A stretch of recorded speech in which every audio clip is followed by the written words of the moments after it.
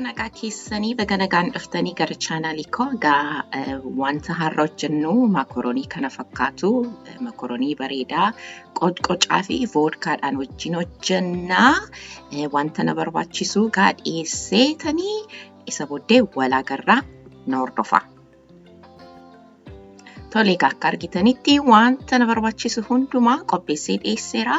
Garuu isa dursa warri haaraa taatanii akka subscribe gootanii isiniin gaafadhaa, kabajaan isiniin gaafadhaa. Akkasumas mallattoo notificationii tuqaatii ishee ooletti tuqxanii isa booddee video haaraa siin gadhiisu akka dafee isinitti qaqqabu gochuu hin dandeessu jechuudha. Kan na wajjin turtanis baga nagaan dhuftanii laayikii warra naa gootanis sheerii warra naa gootanis hundumti keessanii hedduu galatoomaa. Egaa wanta na barbaachisu shunkurtaa yookiin qullubbii mataa tokko walakkaa shunkurtii mataa tokko walakkaasaa isan godhee akkasumas maakaroonii kana fakkaatu isan fayyadamaa jechuudha. Maakaroonii tokko na barbaachisa shunkurtaa isiniin jedheera. Kunooti kana murmureeti egaa walakkaasaati shunkurtaa tokko walakkaasaati akkasumas qullubbii adii ija 6 akkasuma murmureen qaba. Immoo saalsaa yookiin tomato paste jedhanii isan qaba. Qoqocaan qaba. Baala basilin qaba. Akkasumas Roma tomato timaatimii sanyii akkasii 6 fayyadame.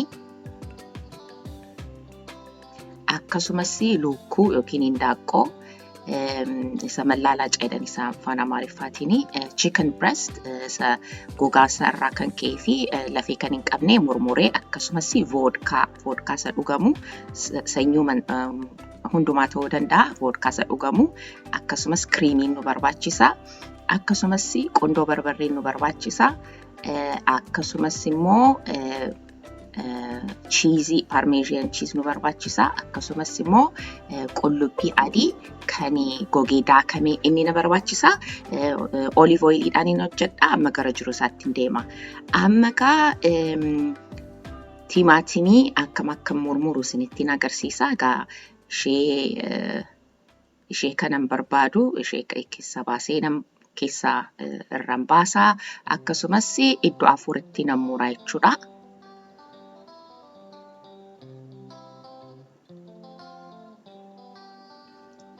Akkas godheetanii keessa ija isaa irraa duguugee nan baasaa.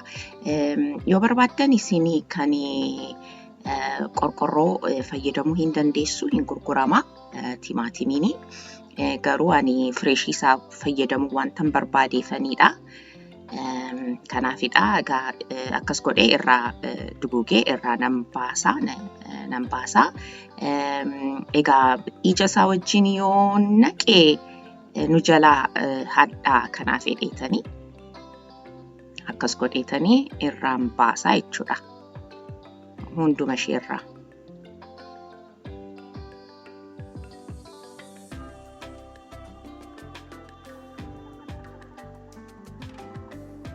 Isa booddee nan murmura.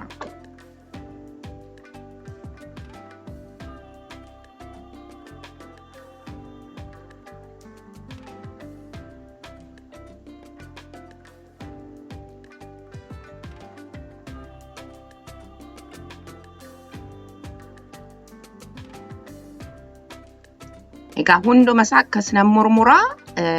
Egaa viidiyoon waraabu hin dheerataa kanaaf akkas murmureetanii walaagarraa amma erga kanan fixee booddee gara lukkuun deema. Lukkuummoo murmuree akka argitanitti qondoo barbarree ashaboo fi qullubbii adii daakame itti naqee sirriitti sukkuumee amma waadduufin jedha. Kan waaddu immoo olive oilidhaanii. Olive oilii egaa maxxashaa yookiin heelee korratti nan godha amma naa ho'utti nan eegaa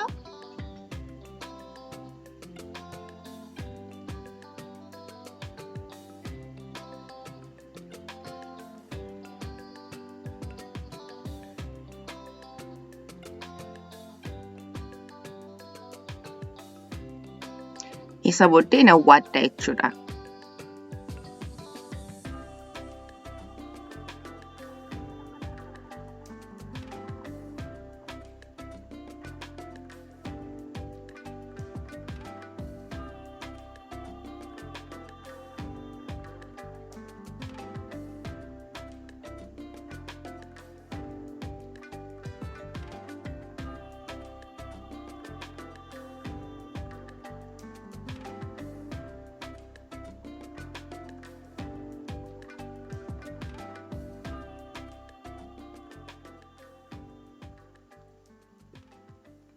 Egaa baay'een waaddunii yookiin amma dhumaatti san bisheessu walakkaa maduwwaan bisheessaa maaliifii booddee soosii isaatii wajjinii wanta bisheessuufanii kanaafi amma irraa baaseera akka argitanitti isa booddee heeliyuma sana irratti zayitiin wanta yoo xinnaate itti dabalachuu hin dandeessu garuu ani zayitii gahaan qaba kanaafi shunkurtaa yookiin qullubbii koo tan dabala jechuudha.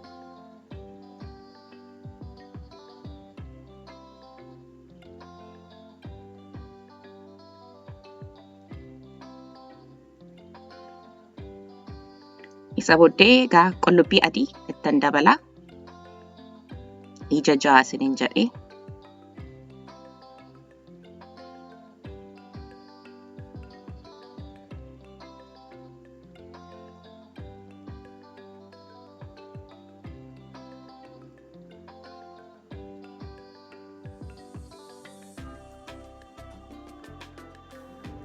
Isa booddee qoqocaatti dabalaa. Qoqocaa fal'aana shaayee walakkaatti naqee warra wanta baay'ee gubu warra jaallattanii yoo barbaaddanii fal'aana shaayee tokkotti naqachuu hin dandeessu garuu gubaa. Kanaaf wanta gubu nama jaallatudhaaf inni. In barbaaddanii taanaan immoo naqachuunis dirqama miti. Ituu naqaminis hojjetamuu hin danda'a. Qoqocaa immoo qabdanii yoo ta'e barbaree kan tumame hin gurgurama grocery keessa isa sitti naqachuu hin dandeessu. Tole gamma akkas sirriitti nu bishaateera amma maalattan godhaa voodkaa kubbaayyaa tokkotti naqee egaa warri namoonni tokko alkooliidha dhugaatiidha kan attamitti nyaannaa jettanii warra na gaafattanii jiraattanii rakkinan qabu. Alkooliin yookiin dhugaatiin ibidda irratti si'a godhamu nyaata keessa naqamee si'a ibidda keessa bishaatu daqiiqaa tokko booddee alkoolichi hin bada kanaafuu fooliiwuma isaa duwwaadha. Foolii yookiin fleevariiwuma isaa duwwaadha kanaafuu kanaaf rakkinni hin jiru ijoolleenis nyaachuu hin dandeessi. Ani mucaa obboleessa koo hin nyaatti rakkinni hin jiru. Egaa biyyatti haadholiin keenya akkooliin keenya especially si'a cidhafaa jiraatu waa tokko diggisii wayii jiraatu ittoo keessa daadhii fa'aa hin naqu farsoo fa'aa hin naqu. Egaa akkasuma jechuudha kun nyaata faranjii ta'e malee kanaaf rakkina hin qabu jechuudhaa fi amma erga voodkaa naqee xinnoo ishee ergan bisheessee booddee saalsaattan dabala. Salsa yookiin tomato paste isa fal'aana shorbaa isa guddaa jechuudha. Afurittan naqa. Akka argitanitti erga salsaattan naqee booddee akkas nu bishaateera. Isa booddee timaatimii isa sila murmuree isattan naqa.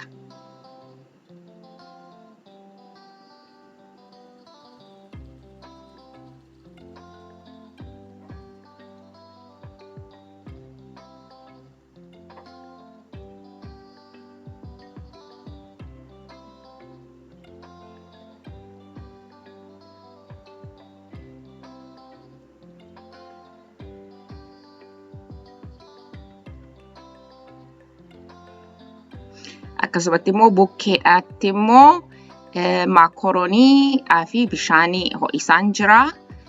Maakaroonii affeeluudhaa fi ashaboo fi bishaan keessa ashaboo fi zayitiitti naqa.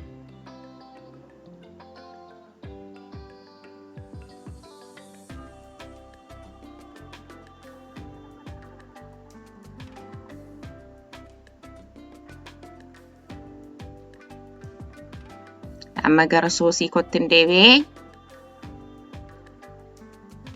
Amma soosiin nu bishaateera. Creamy heavy creamy sana kubbayyaa tokkotti naqaa. Sirriitti wal makaa.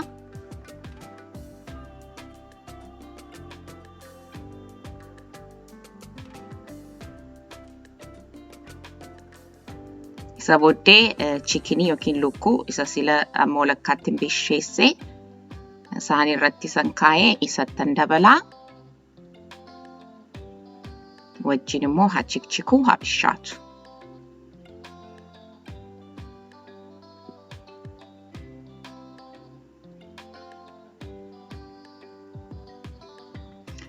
Tole egaa bishaan maakaroonii saaffiluu afee amma ho'eera. Isa booddee maakaroonii ittan dabalee.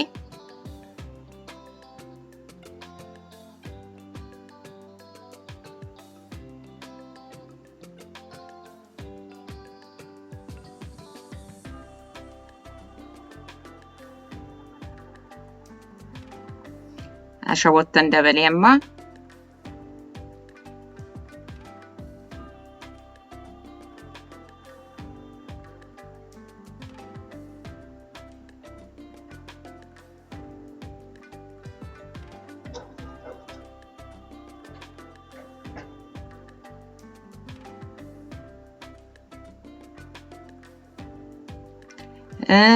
Soosiin keenya immoo yoo baay'ee nu jalaa furdatee isa maakaroonii bishaan isa maakarooniitti affeelle irraa xinnoo qicnee itti naqachuu hin dandeenya.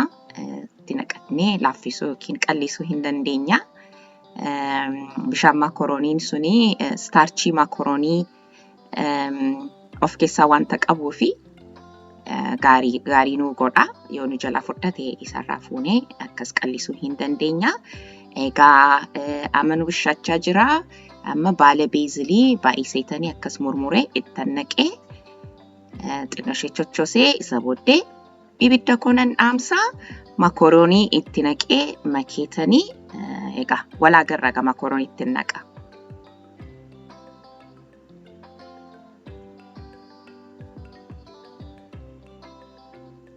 Kunooti amma akka argitanitti maakarooniin bishaatee bishaan isaarraa yaaseetanii kunoo as soosii keessa naqeera. Amma nan sukkuumaa.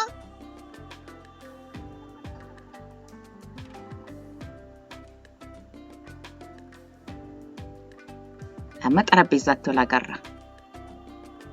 Kunooti akka argitanitti xarapheezaatti ol argineerraa akkas dhiyeesseera irratti baala beezilii ammas irratti dabaleera. Isa booddee maalattan godhaa formaajoo yookiin parmeezhiyan chiis isa ittan dabalaa jechuudha mana ga'utti.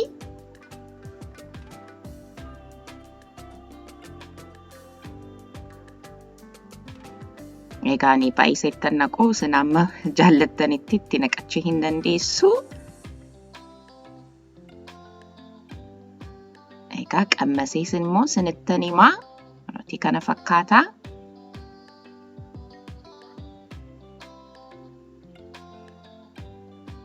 Waaw baay'ee mi'aawudha.